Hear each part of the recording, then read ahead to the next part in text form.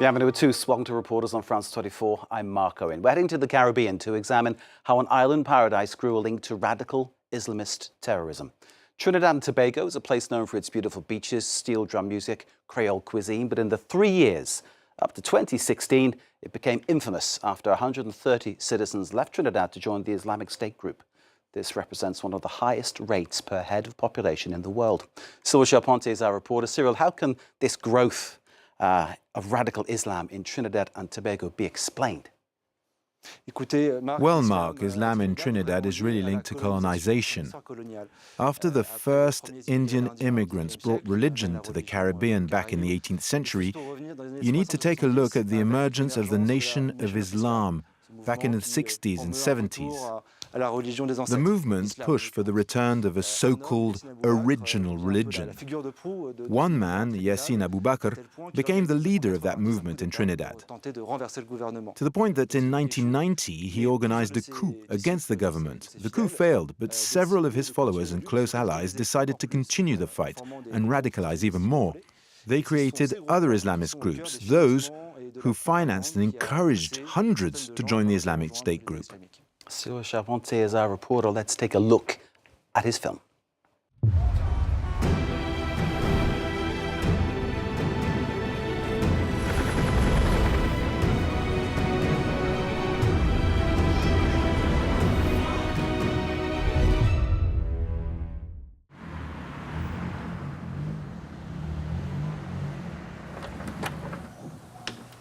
Assalamualaikum. How you going, Mommy? For 4 years, Rahima Khan has spent each week waiting for news from her sister. You heard from her this week? What message she sent this week? Rahima Khan's sister and her 5 children are detained in the Roj camp in Syria. Every week, my sister sends us a voice note. She uses the authorities' phone. And my niece, she comes, she's excited. She wants to send a message also. Please, I want to talk. Assalamu alaikum, Nani. Nani, I love you plenty. We're all at this children. I want to go back home and see all Yeah. In 2014, her sister left Trinidad for Syria. Like her, more than 130 Trinidadians have joined Daesh between 2013 and 2016. In 2019, she found herself under attack during the siege of Baghouz, the last stronghold of the Islamic State group. She managed to flee the city but was quickly arrested by coalition forces. This was 4 years ago. Staying there for so long, she started to develop mental issues. So I think she has PTSD. Her mind just goes. She doesn't even know herself. She loses her memory. She doesn't even know her kids. Rahima Khan is worried about her sister's health, so she has decided to do everything possible to bring her back to Trinidad. Her mother, who wishes to remain anonymous, still hopes to finally see her daughter and grandchildren again. She bought this for the little one, and she has hair holders for the granddaughters, and she keeps buying for my sister and her kids. And I keep telling her she needs to stop because nothing is being done. Like Rahima Khan's sister and nephews, many women and children were taken prisoner. 90 Trinidadians are now believed to be detained in the camps in Syria. Among them, 56 are minors, 33 of whom were born in the camps. The government is delaying their return. Officially, this is for internal security reasons. Islam is the third largest religion in Trinidad, with 5% of the population practicing it. Fuad Abu Bakr is one of the leaders of the Jamaat al-Muslimin. This organization promotes the more social and political aspects of Islam. It was founded by his father, Yassin Abu Bakr, who is known to have organized a coup in 1990. In the 1970s, the Jamaat al-Muslimin was the heart of the anti-colonial movement by Afro-Caribbean communities. There was a period of, reawakening and consciousness in the Caribbean Black Power movement that would have spurred Africans to just re-recognize their roots and their religious roots as well. And a lot of individuals would have reverted, we don't really say convert, we say revert to Islam. For Fuad Abu Bakr, it is the same ideology that may have pushed some of his compatriots to follow the propaganda of the Islamic State group. They went for better. They went for this utopian idea. There was this establishment of an Islamic State. They wanted to be part of something good, something positive, something Islamic. Like Fuad Abu Bakr, several religious leaders downplay how these candidates were devoting themselves to a violent vision of Islam. Umar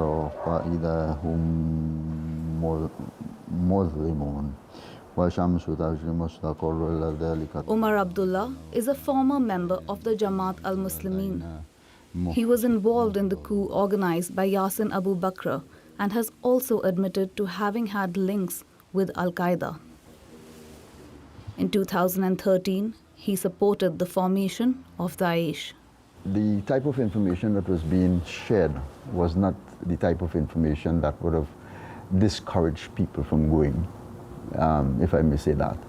We never discouraged anybody who, wanted to leave and go and so on. However, the Islamic State's propaganda has promoted violence from the very beginning.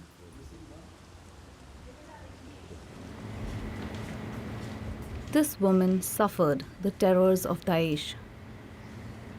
To keep her anonymity, she calls herself Solange. In Raqqa had a lot of bombing and killing, and the ISIS police, they were very strict and they always severe in all their punishments. So you always have to listen. Always have to listen. Otherwise you could be placed in prison or you could be killed. After managing to flee, she returned to Trinidad with her 2 children. Really? With the help of her lawyer, she initiated legal proceedings so that her Syrian-born son could obtain Trinidadian citizenship. On the 13th, actually, we're supposed to get the affidavit and the certificate of citizenship for your son. 13th? Solange says she was tricked by her husband, who made her believe that he had signed a football contract in Turkey. But she eventually ended up in Syria, subject to the rule of the Islamic State. I asked my husband to come home, and he was against. He took me to the court. If you don't want to be there, that means you are a spy. And the guy told me that I could get my neck cut off. They could kill me for that. And I started obeying the rules and thinking about trying to escape. Solange finally escaped and reached an area controlled by Turkish forces. Once she was a refugee, she contacted her consulate. Evidence of her escape allowed her to be recognized as a victim of Daesh. She was repatriated in 2016, but her return to normal life was challenging. I removed my hijab because I was victimized when I came back home. I see it as very unfair because a lot of people make mistakes. Sometimes it's not even your fault. Like most of the women who I met out there is based on their husbands. They didn't even know where they was going.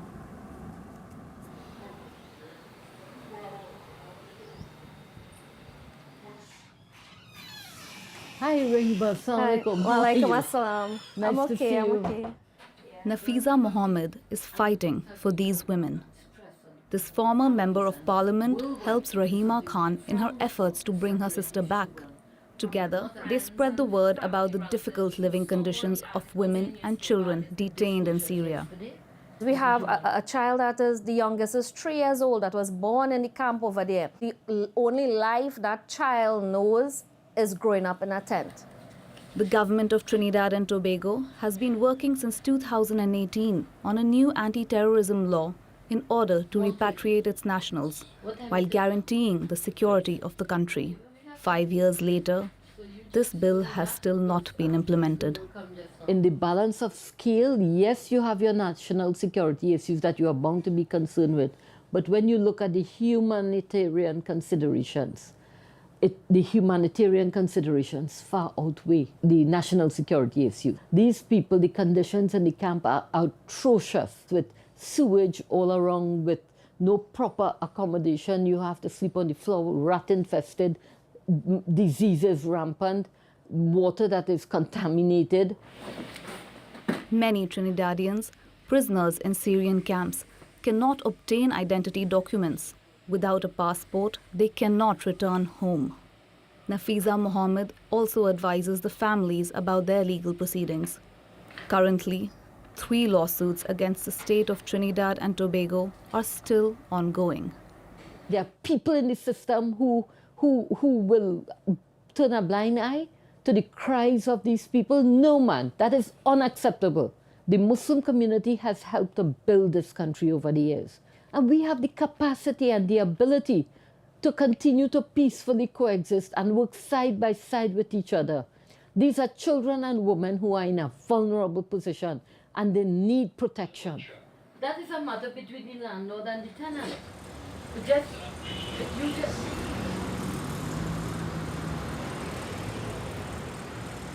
In 2019, the return of Felicia Perkins' children became a major media event.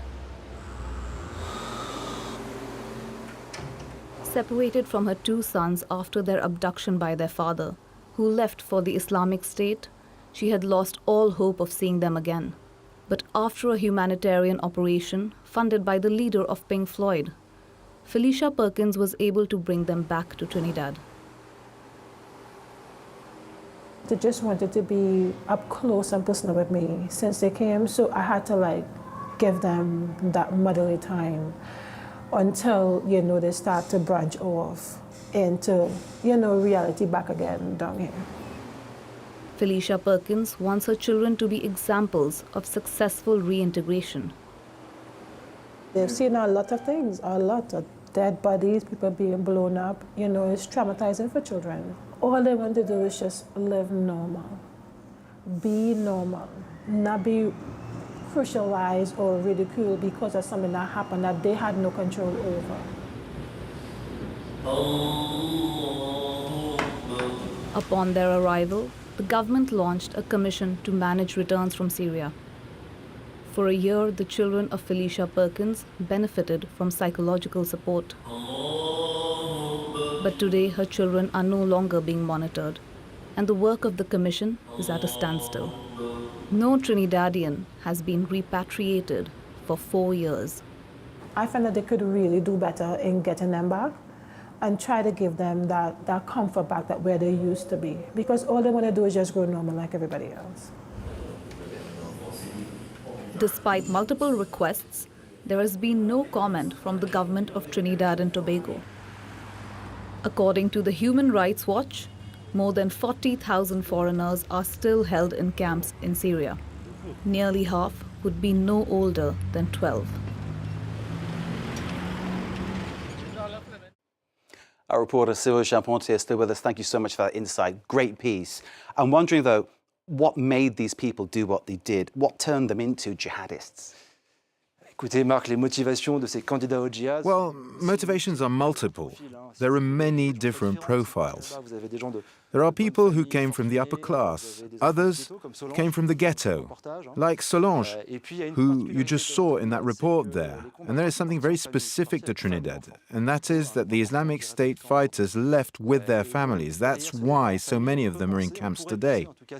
The whole idea of leaving with the families is put forward to say they didn't go to fight, but to find a better life, a place where they could fully embrace their Islamic faith. That's how these people defend themselves. Of course, reality is far more complex. Voilà. Après, c'est une ligne de défense. La réalité est complexe, comme toujours.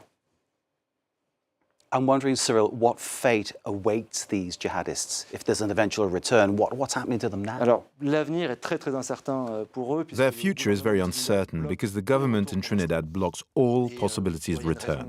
The reason for that is that Trinidad is in crisis, a multiple crisis. First, the economy. Trinidad is very much dependent on oil revenues. Then there is an immigration crisis. Venezuela is very close, so many Venezuelan people come and work, and that creates an economic instability. And then there is the security crisis, with cocaine traffic and corruption that is widespread.